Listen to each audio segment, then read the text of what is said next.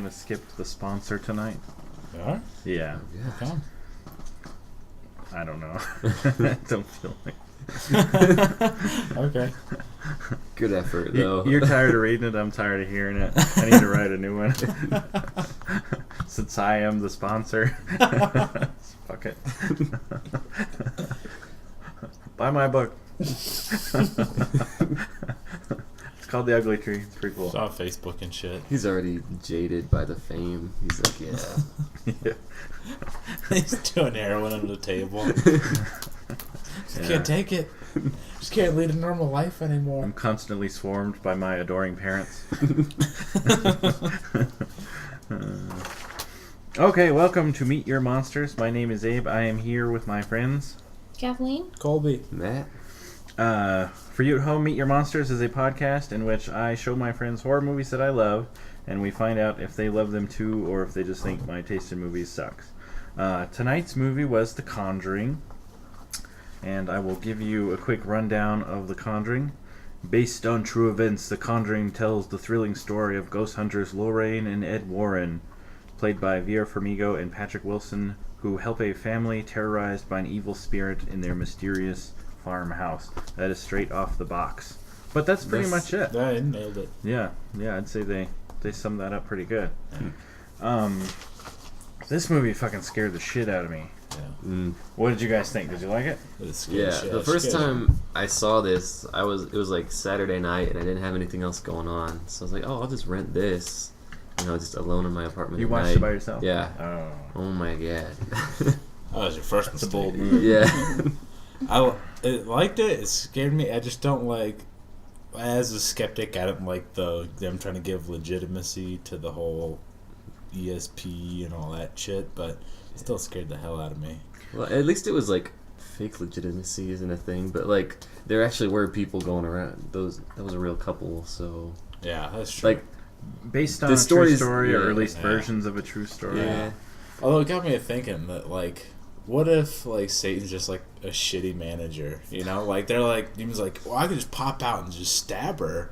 And he's like, no, just go there and just slam the door and then come back here. I just want you to pop up in her mirror and then come back. That's all we're going to do. He's playing the long game, because if you stab them, they're scared for 5 minutes. But if you slam the door and wobble the windows, they're afraid for a couple of months, a year. They're telling their friends, and their friends are all telling them they're full of shit and talking shit about them. He's playing the long game, is all. So what is his end game, though? Like, I think he's just more of a dick than anything, because he has no objective. He just he possesses them, and then just makes him go like blah blah blah. I'm just spooky and shit, and then nothing comes of it, They get a really bad complexion for like a day. Yeah.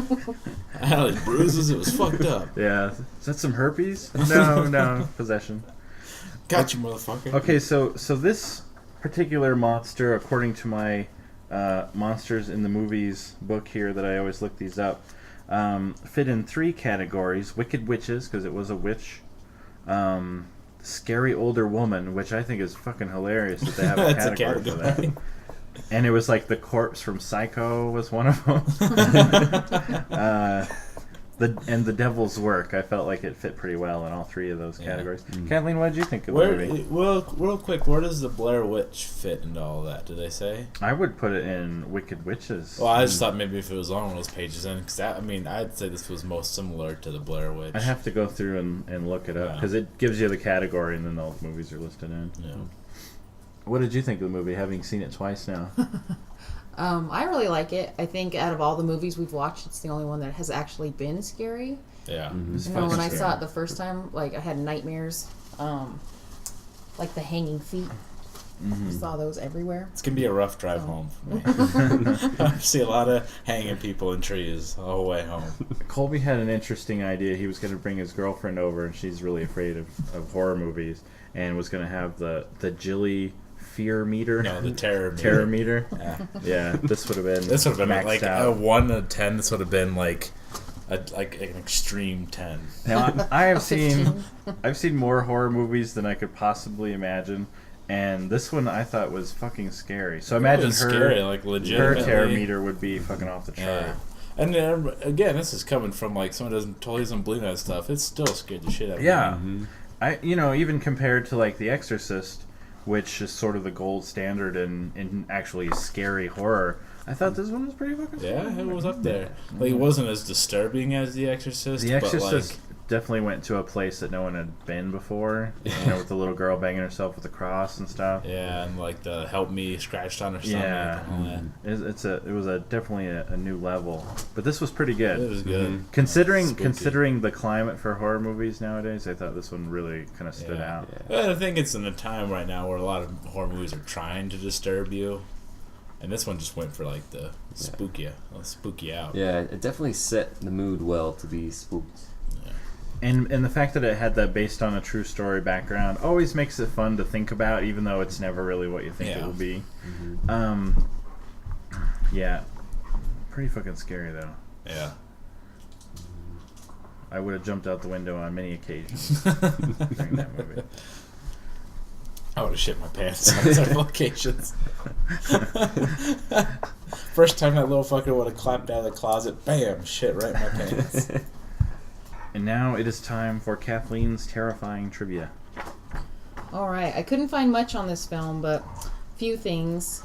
Lorraine Warren and Andrea Perrin actually served as consultants to the director James Wan and the screenwriters. They both claim that the movie is accurate to the real story of what happened to the Perrins during the 10 years that they lived in the farmhouse.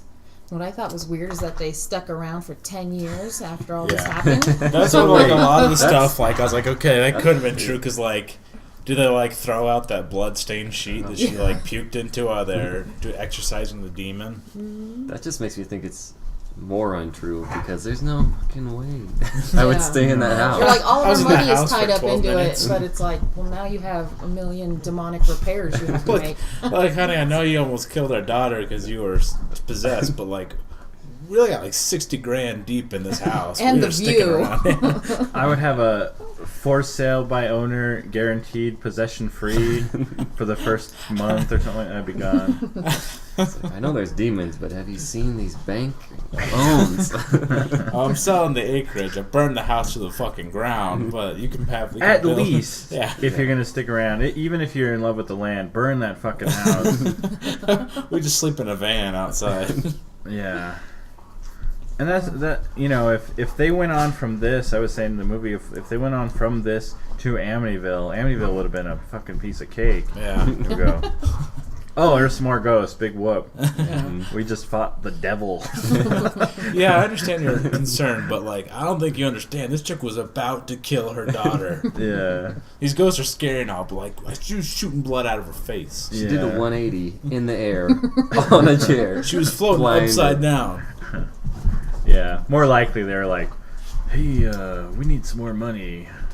I know a good story. Don't you think after that would have happened, you would have ran around to everybody and been like, I swear to God that she was floating in the air, like, Oh, yeah. I've been on, like, CNN. Like, she was shooting blood, she was And screaming, in the face movie, changed. they had all kinds of like photographic and video evidence, but of course I'm sure that was all just for the movie. Yeah, here's it. But fucking good movie either way. Yeah, spooktacular. So did I think I've said fuck 12 times now.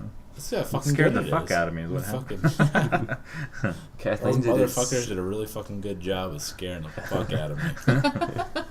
Did it say anything about the footage that they filmed in real life? Like, did they get to look at that? Has that been released? You know, actually, I was looking at a list of all of the different, I guess, demon stuff that they had to fight, and none of them really have any video or photo evidence available. Oh, So. Yeah. dang it. You know, and I thought was funny in this movie. They were like, every time she deals with these demons, it takes a little piece from her. She's 86 now. Like, they didn't take a very big piece of her because she's still kicking at 86. Maybe they meant they took a piece. Yeah. They're like, yeah, you can have some psychic visions, but we're gonna get some psychic ass.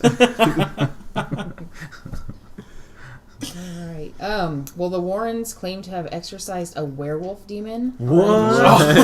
This is on 1983. Hold up, back up the bus. They made this fucking Hold movie on. and they could have done a werewolf ghost. I'm with you. They could have had a fucking werewolf. Did you say demon? Mm-hmm. A werewolf demon story. Let's call these people up. Like, we gotta make this movie. Like, that's gonna be the first Major Monsters Productions movies. Is the demon werewolf demon ghost. That's amazing. So was it a werewolf already, and then it just happened to be possessed by a demon? No, werewolf what possessed by a happened demon? Like, what are the chances? was just the subject Million of the and one case. Bill Ramsey had bitten several people, believing himself to be a werewolf.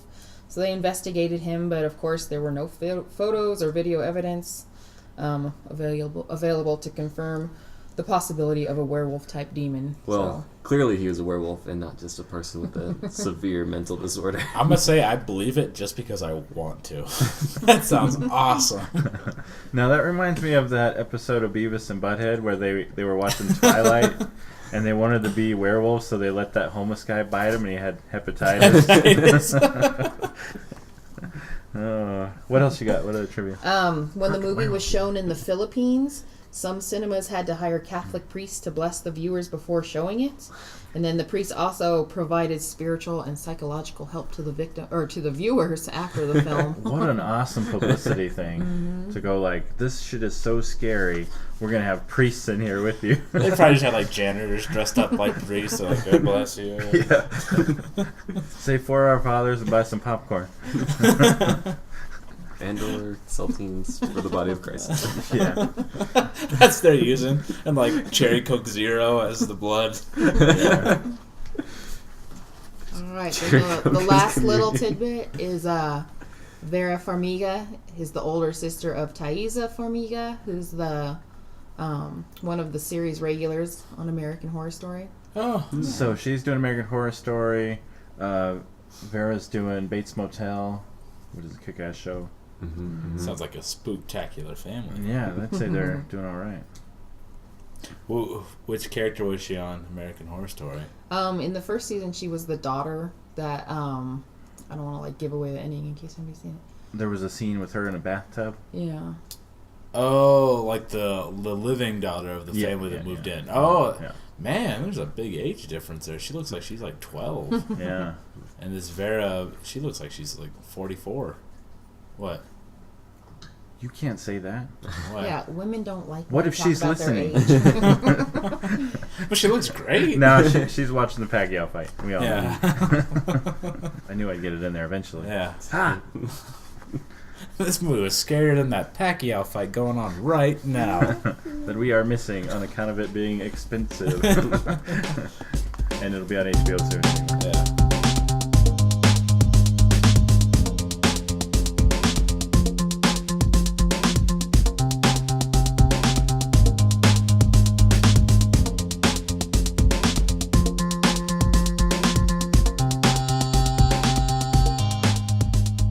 Okay, and now it's time for the Colby Count. It's a segment in which we like to tally up all the bodies and boobies in the movies we're watching, and the occasional wang, if Wang it should shot, show up. yeah. Or puke scene. Really, whatever. Just happens to come up and catch my fancy. Yeah. Anything that Not that the dick scenes catch my fancy. They don't. Sadly, this was 0 in both categories. This is both 0 body count and 0 boobs. Yeah. But still a good movie.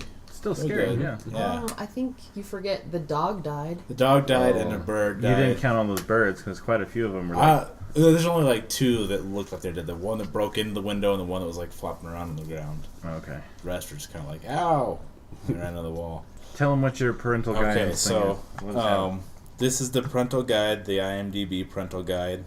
I'm assuming what happens here. I think people write in their own that see this movie and they're like, "Hey, watch out for this." But so in the sex and nudity category, we have married couples hug and kiss. Watch out for that. Oh my god. Yeah. A wife wakes up with bruises and asks her husband what he did to her last night, implying rough foreplay or sex.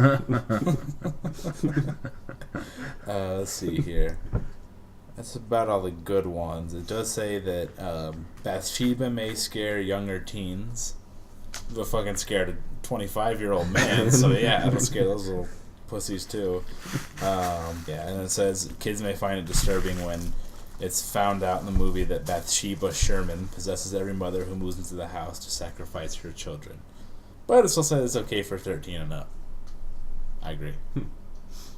Didn't deserve an R rating. In my opinion. Yeah, I agree.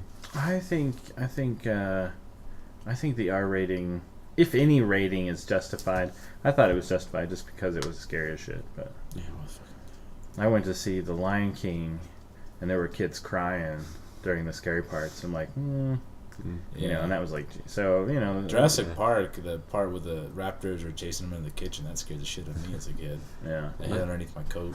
When I saw Where the Wild Things Are in theater, there were kids crying. Were they?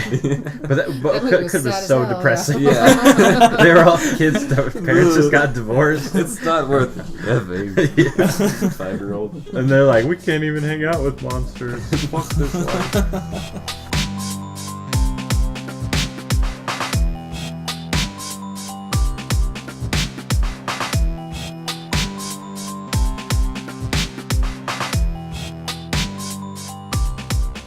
Okay, for this segment, the segment we call Pieces and Parts, we will all discuss our favorite pieces and parts of the movie. My particular favorite scene was when the two girls were in bed and the creepy shit was just starting to happen. And she feels her feet being tugged, and then she sees something standing behind the door. And the other girl gets up and checks, and it's got the bad, nasty meat smell. And she's like, it's right behind you. That shit bothers me. Yeah, you scared stole the my hell out of scene. me. You stole my scene, Abe. That was my favorite scene as Yeah. So well. scary. Mine, I got Because a couple. imagine like something's there, and it's like the girl could clearly see it, but the other girl's like, "Ooh, it's right there." Yeah, that'd be pretty rough, man. Yeah. That was Also, awesome. a great prank for friends. Yeah. Although, and the way it was like the door was making this big shadow between the corners, so you couldn't see if anything was there. Yeah. I would have filled that corner with a pile of shit. And then jumped out the window. Like literal shit. You run like a shit rocket out the window. Yeah. Yeah. But I'm super macho. Other than Yeah. that. Once he put down the weights he was lifting, then he would have shit his pants. Yeah. I'd say I got a couple. They're pretty badass. I like the part when they're I can't remember what set it up. What were they doing? And they walked over to the wardrobe. Oh, she was banging her The head girl in it, was right? sleepwalking. Yeah, she's sleepwalking, banging her head on it, and then she went to go. She heard a bang. She helped her sister was banging her head and they're sleepwalking. She helped her back to bed and then heard a banging come from inside the wardrobe. And she walked up to it and opened it and there's nothing in there. And she looks up and the Bathsheba goblin bitch is looking down on her and then tackles her. And That was framed really well too, because the top of the wardrobe was right at the top of the frame, so you couldn't see it. All you could see was the girl looking up and reacting to it, and then it shifted up real fast, and you could see the freaky bitch. yeah. Yeah. And it's like, oh fuck. And was that was the same scene where she was down in the Yeah. she got whacked in the head with the door and then fell down and the ghost was trying to play ball with her and she was stuck down there. Yeah. I don't know. I like that scene up until the part where they showed the witch lady. It looked kind of hokey, I thought, when she jumped off the top of the wardrobe. You know what it reminded me of was, did you see Twin Peaks? Mm-mm. You saw Oh, it. yeah. Remember What's when they finally show Bob or whatever his name was, and he's hiding behind the bed? All, Yeah, and he fucking- comes running up to the screen, scared the It shit just out looks of me. scary. Like, what is that guy Yeah. doing? You just You know what I heard about that? That was an accident that you were never supposed to see. Was it Bob or was it they give him a different name? I forget. Because I thought Bob was like something else. It's been a long time since I've Well, seen yeah, the movie. but like it was an accident. That guy was like he just worked on the set, like he was like the set designer, and they were filming, and he They didn't even accidentally- cast him for that? No, he Oh, accidentally goddamn. walked in front of the camera, and they're like, "You're a scary motherfucker. Come running at this camera." And he's like, "Okay." Oh, yeah, that's I'll scary. try not to take offense to that, but Kathleen, what do you think? I like the part when Lorraine Warren just crawls into that little cubby hole that they find and then falls through the wall, and then she's down in the attic by herself, and that's when she first starts like getting interactions with all the ghosts. So creepy. Yeah, they More did. hangy feet. They kind of told her what happened. She could put the pieces together. And then Yeah. she freaks out and just has to run upstairs. And that's when she loses her necklace, and it gets a hold of You her know, daughter.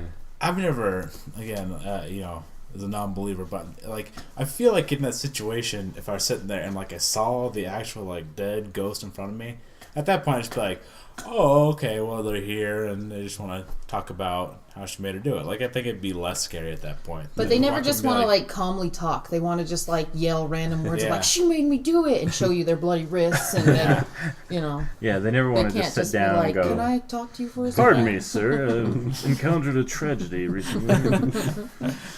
Yeah. I also like the part when she possessed her by just puking blood right into her mouth. That was really disgusting. Nothing subtle about that. Yeah. I need to get inside you.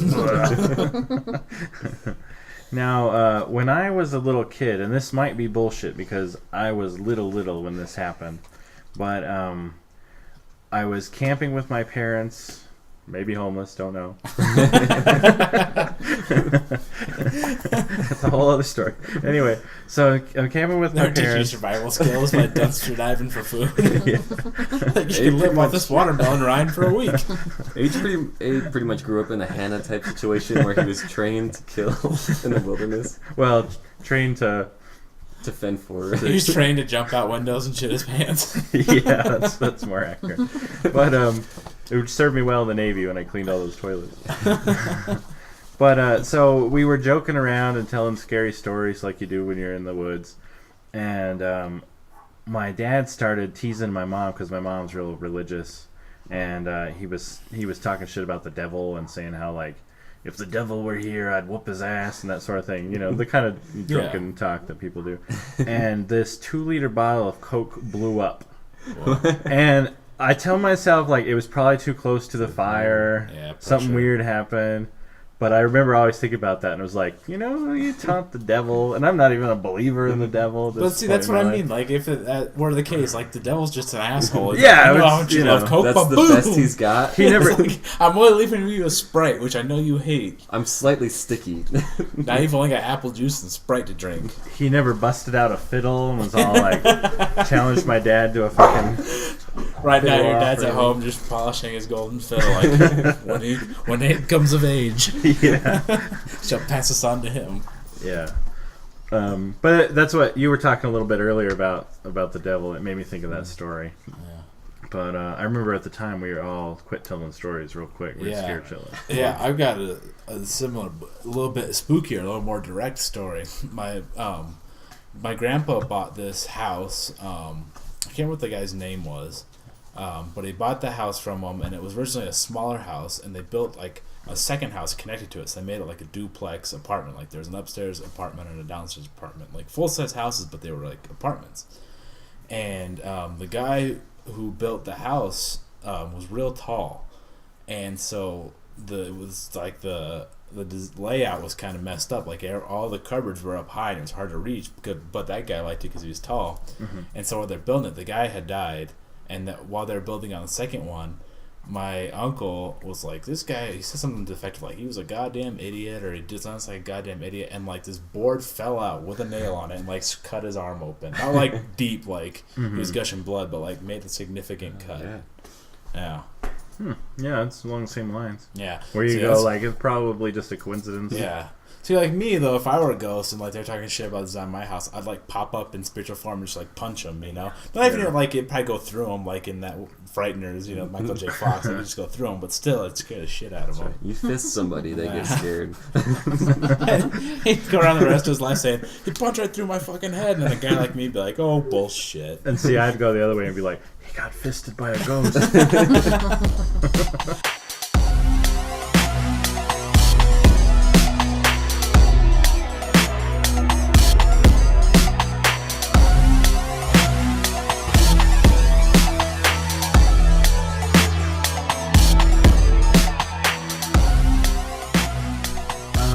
The next segment is the critical critique, and this is where we critique a critic who talks shit about the movie that we like.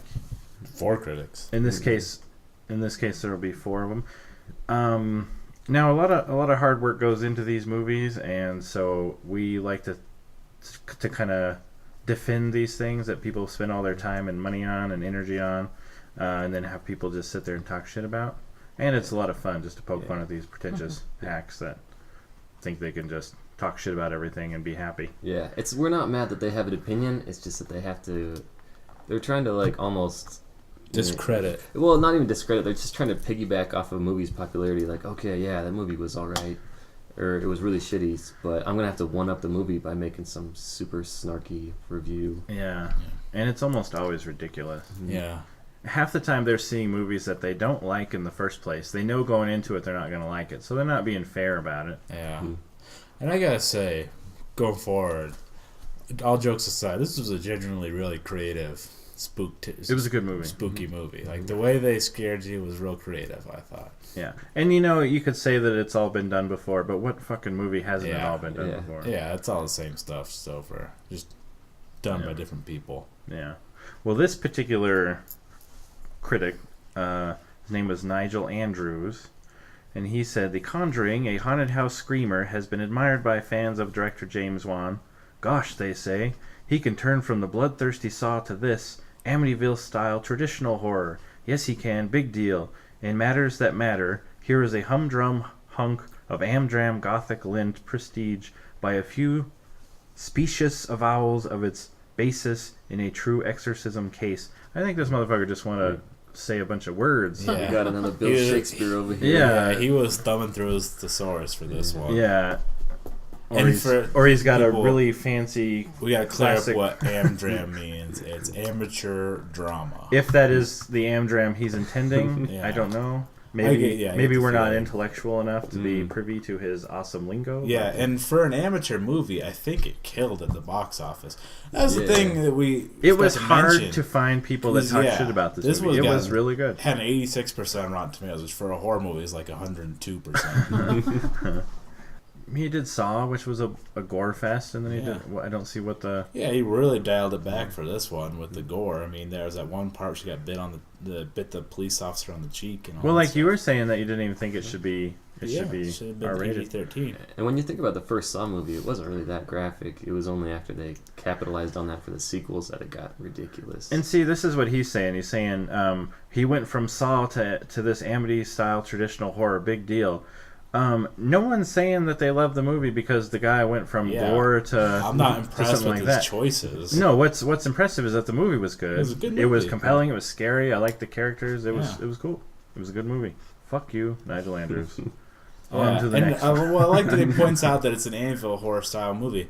Well, like, first off, any ghost in a house movie is, like, similar to Amityville Horror. And it is, in fact, the people that were in the Amityville Horror. Exactly, yeah. And that plus, like, well, you knew that going in. Why are you pissed about it afterwards? Like, why are you bringing it up now? It's not like they surprised you with the ghost in the house thing. Yeah. All right. The next critique is by Graham Young. It starts with, "Get away. We hear drivel like this every time a local radio station asks callers to discuss their paranormal experiences. Soon you'll have spotted every visual cliche in the book, from a Chucky-style doll, levitating chairs, vomit, cellar, cubby holes, recording equipment, and clocks always stopping at 3:07. Yawn. The action begins in 1968, so why the crisp digital format instead of grainier celluloid? Because it looked like shit. Yeah, well, that was see the movie. Sorry, go ahead. Also, why so many modern Steadicam shots reminiscent of recent horror movies like Ethan Hawke's Sinister and Elizabeth Olsen's Silent House?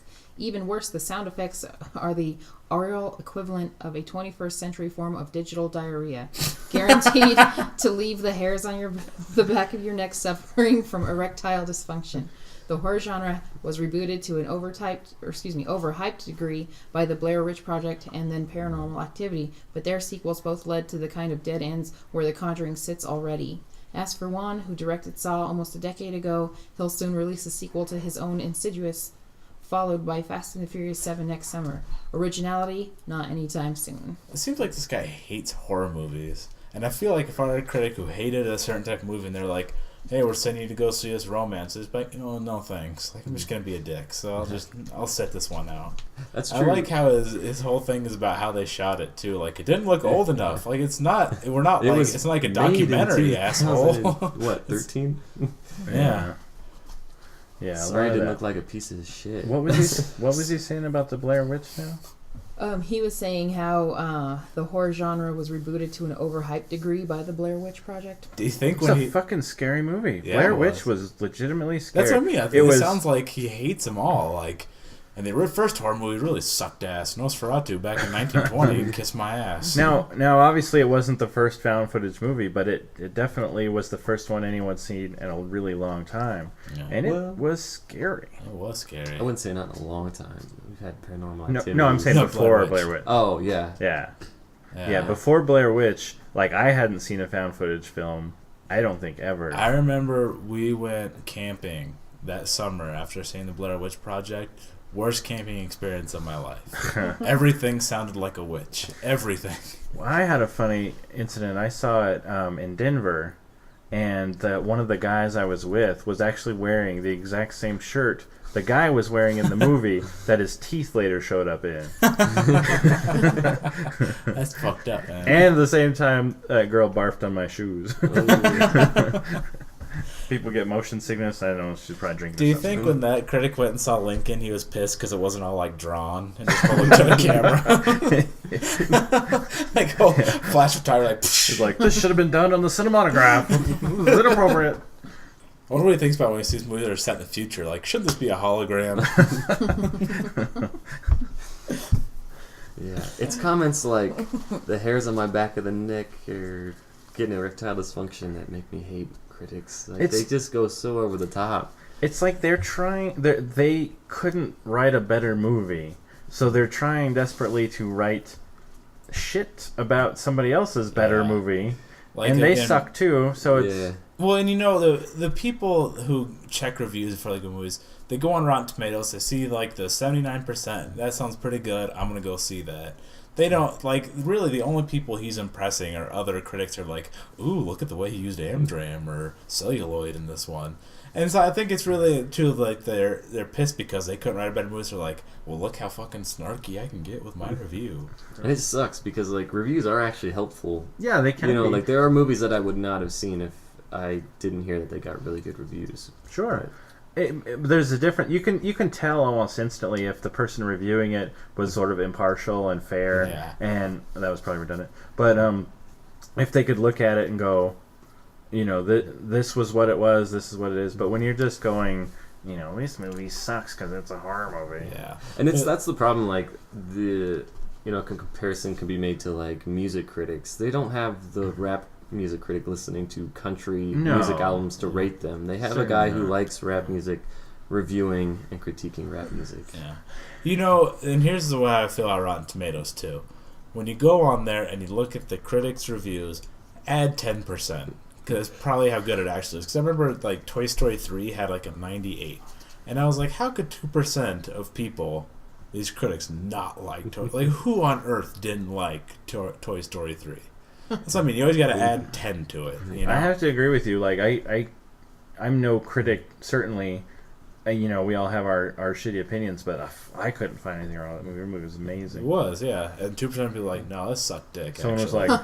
Maybe somebody was like, my mother was murdered by a cowboy and an astronaut. I mean. Like, I wonder if their complaints were like, my popcorn is too goddamn salty. Yeah, it's ridiculous. My Dr. Pepper was flat. And you know, he says that it brings up every kind of horror movie cliche.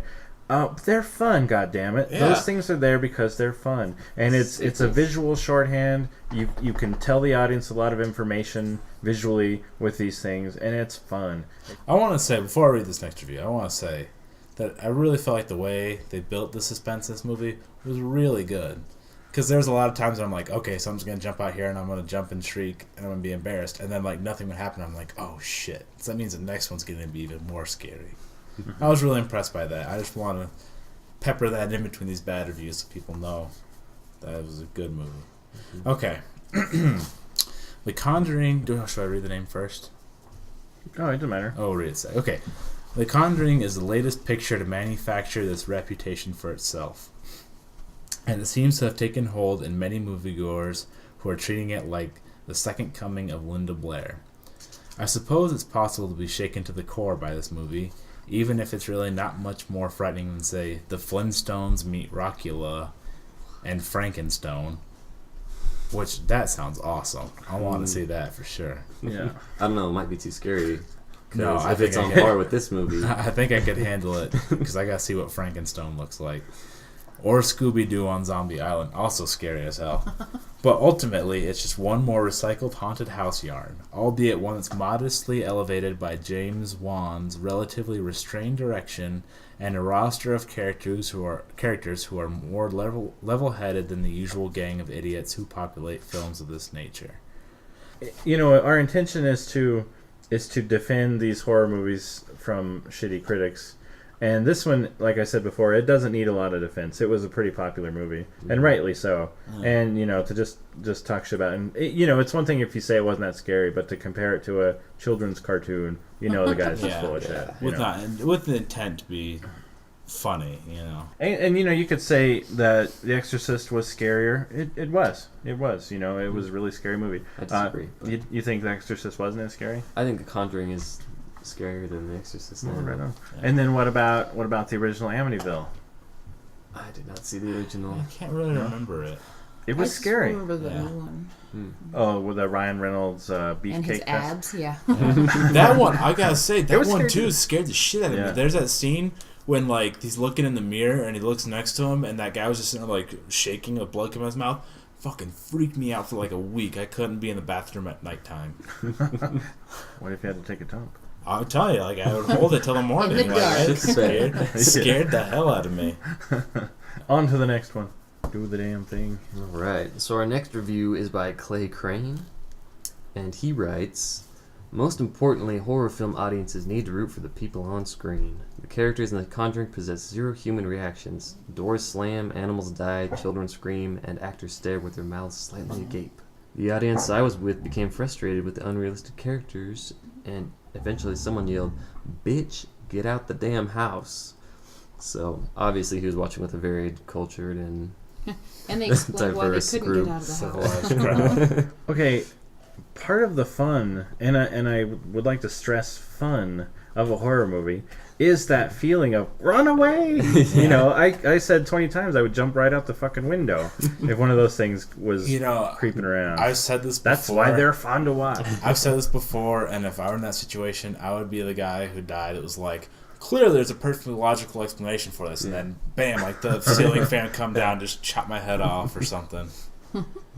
Yeah. Flume of the chimney would come down, just bam, bust my head open. I was telling Kathleen the first time we saw it, as soon as the dog wouldn't go in the house, I'd be like, we're moving? Fucking out. He goes on to say, The Conjuring needed to conjure a better script. Oh.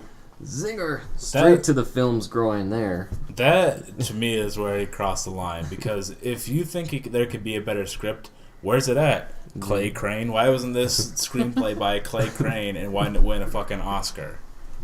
In one scene of The Conjuring, a character declares, God brought us together for a reason. Too bad it was for this movie. Another overrated horror flick rehashing a 4-decade-old storyline. It's a shame that guy couldn't have conjured some better jokes in his review. Oh. Damn it, babe. He was a snappy comeback. He called his grandma and read those jokes to her, and she was like, "Oh, honey, that's just wonderful." And he was like, "Nailed it, Grandma." You don't think it's too edgy? No, Grandma. This is what they want. Yeah. He didn't offer any. I know that's just a chunk of the article, but in the whole article, he didn't offer any sort of ways to fix it, what they could have done better. It's real easy to sit back and go, "Oh, that could have been better," but how? You'll see it with better reviewers. They state technical problems and the pacing was off. The script obviously had problems. And I don't remember the guy's name, but you showed me that thing where the guy was talking about how to make Star Wars better, and he went through and had a whole different story and everything, and I was convinced, wow, that would have been a better Star Wars. And hindsight's 20/20. Yeah. Even if he's a paid movie critic, I wonder if he says that same shit about war movies. If he after he saw Saving Private Ryan, he was like, I've seen this since Bridge over the River Kwai. Well, he's making it sound like the characters just went through the movie with a blank expression on their face. They called them unrealistic and showed zero reactions. Are you kidding? I forgot that I want to mention that too. That I thought for the first time in a long time, I've probably this problem with a lot of movies is you don't believe that the families actually like each other. In this movie, you thought the psychic couple really loved each other, the family all really loved each other, and I was impressed with that. I don't think that's an easy thing to do. And another thing, I thought the kids were really good. Kids are hard. It's hard. Yeah, normally they're kind of like background characters, but you felt like a sense of family in this movie. I think they did a good job with that. They played with each other. They teased each other. Yeah. It was. Yeah. They seemed concerned when the other one was in trouble. Yeah, it was a far better movie than these asshole critics we were just talking about gave it credit for. And they said the characters were unrealistic. I mean, I don't know. They were based on real goddamn people. Like, people in horror movies don't know they're in horror movies. Like, if you heard a noise in your house, you don't automatically assume, well, probably a demon. It's most likely like, oh, the cat knocked over something. Yeah, the only part I found unrealistic was when they couldn't knock the door down. Because I feel like, given that situation, I'd kick that door into splinters. It came down on the second try. Yeah. Well, there's that part when like she was followed by, when she was sleepwalking, she was followed by the ghost, which again was fucking spooky as hell. That would scare the hell out of me if I was there. And then like the door slammed behind her, and both of them were like the psychic guy and the dad are both working on the door, and they couldn't get it open. But then you can speculate as to what is it that's holding the door closed. If it's the fucking devil, it might take two guys. But again, just because he's a dick, he just held it shut while the daughter walked in and was like, "I'm gonna get these guys good." Fucking. Yeah, it's good. Like you were saying, that we have people to review movies and stuff, but most of them can go fuck themselves. Yeah.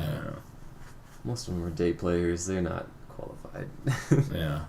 I could tell you that like if they charged per review, I certainly wouldn't go to all these people. I'd be like, well, what did Roper think? Mm-hmm. Yeah, and reviews are pretty much worthless anyway because everyone likes something different. I'm trying to think of what's been a good movie recently that got a bad review on Rotten Tomatoes. Speed Racer. Speed Racer. It's not recent, great but it's movie. so I good. never saw Speed Racer. I cried the first 10 minutes like a sissy. It's so good. That last scene gets my heart pumping every time. Yeah, it's so good. We gotta watch that. That'll be our next movie. Next movie, tune out for Speed Racer. Yeah, it's got John Goodman. There can't be a bad movie. No, that's impossible. With John Goodman. John Goodman is just consistent. Even if the movie sucks, John Goodman is And awesome in it. Right. Kathleen's found the fatal I like flaw. that Flintstones movie. Theory. Had the guy from Twin Peaks in it. And at least he knew to get out by the part 2. Yeah, he's like, I'm not sticking around.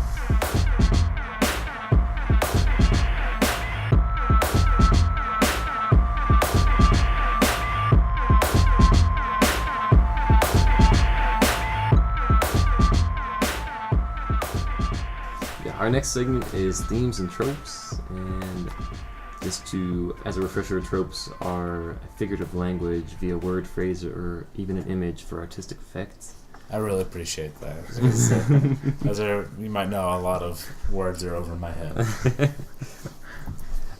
So a theme that seems to be really common, and it's kind of the whole what gives these type of movies their horrific edge, is the home invasion theme. The feeling that your home is completely unsafe now, it has been tainted, and it is actually working against you. That is a scary feeling. So this movie could have just been with a burglar and totally the same movie. Just kidding. It's just like Home Alone. Yeah. That's what I was thinking the whole time. I was like, man, if they could just set up one booby trap, get one paint can on a rope. That's how Scooby-Doo would pull it off. Yeah. They would just set up a trap. Fucking. Should do a gritty reboot where like Shaggy carries a gun. They did that Robot Chicken sketch where Velma drops out of the gang and they recruit the girl with the dragon tattoo for their new smart girl. Oh, I have to watch that. That sounds awesome. Another trope that Colby brought up earlier was everybody vomiting everywhere. Seems to be a big thing with horror movies, especially with a religious twist to it. There's a funny quote by Stephen King, and he says, first I will try to terrify you. If that doesn't work, I will try to horrify you. If that doesn't work, I'll go for the gross out. And the vomit is the gross out. Yeah. Any if you remember Drag Me to Hell, there's that scene with the the corpse falls and all the formaldehyde like runs on the girl's face and stuff like that. Yeah. Like it's definitely something in a horror movie where you're like, ah, god damn And it. even Stand By Me when they're doing the lard ass and he starts puking on everybody. Yeah. It's a good move. It's basically the visual shorthand for I'm expelling evil from my body. Mm-hmm. Or or taking it. Well, and that's true. When she was done with their possession, she puked all the evil out. Yeah. So they mop it up after that. They're like, throw that bucket away. It's got evil in it. Yeah, there's evil all over this. They put that mop in their evil possessions trophy room. Let's get this mop blessed by a priest. Yeah. What kind of detergent could wash out evil from a rag or something? Tide. You just mix powder Tide in the holy water thing at church and dunk your mop in there. Yeah, and that's another thing too. Most of these families that are haunted in these movies, they're Christian maybe, but they're never quite Christian enough to stop this demon from entering their home. Or I guess it's that other argument for the validity of possessions, just possessions only seem to happen to people who actually believe in Jesus and demons. So yeah, I was gonna say I didn't want to sound all hippy dippy, but I didn't appreciate the whole Catholic thing, because what if you're a Hindu or a Jew and you got those are all made up. Yeah. Well, if you convert to Catholicism, we can help you. And oh my god, this is one thing. Ever since I've read this fact, it pisses me off for every religious horror movie. Is the upside down cross, which originally is a symbol for humility. It's because St. Peter was going to be crucified, and he's like, okay, I'm going to be crucified, but I'm not worthy to be crucified in the same way that Jesus was, so crucify me upside down. So it's actually that's a positive. It's a very positive it's thing. You're not on the same level as Jesus. He was on a whole new level of peace and love, and you're I'm just St. Peter. Yeah, and I saw a picture one time of the actual satanic cross, and it's got all kinds of crosses, other new lines and X's and shit in it. It looks kind of like a sword. And people didn't start worshiping Satan until the 60s. It's a relatively new thing, which would make sense because really, what would your perfect ending for worshiping Satan be? I don't. Yeah, I never really heard a strategy in which that plays out really well for anybody. Yeah. Unless, maybe we could worship Hellboy. Yeah, I think we should. And be awesome. Like I said before, it seems like if I had to pick one or the other between the Catholicism or Satanism, I'd be well, I can clearly see that Satanism works because he's flipping this chick upside down and floating her around the room. You even said yourself that exorcisms went wrong. I'm going to go with the results-based guy, maybe if I become friends with him, he won't flip me upside down and spin me around the room. Or make you kill your loved ones. Yeah. You know what they missed out on? I was reading after the movie about the real story, and 4 guys froze to death on the property too. That was part of the true story. Mm-hmm. And I'm man, we could have saw some cool frozen ghosts. That would have been awesome. Run down with icicles hanging off them and shit. And it seems horror movies with the mother-daughter dynamic are always more powerful emotionally, I guess. They kind of resonate more for some reason. Because men don't have feelings. That's true. That's true. We kill anything. I'm sorry, we don't have what? Feeling. What are those? Yeah, and I think that's all I've got for themes and tropes. Shall we move right into the Quetzalcoatl? Sure. The Quetzalcoatl portion? Now this is a special one. Because none of us that I know of got quotes. Well, the thing about this movie is nobody really had extended lines. It's more kind of oh shit, here's a ghost. Well, and that run, Frankie. And that kind of goes against what the critics say, because it wasn't one of these movies that was just chock full of one-liners. They had dialogue that, But what I was thinking we could do, since there wasn't any real standout quotes, was we could just say what you would say in that situation.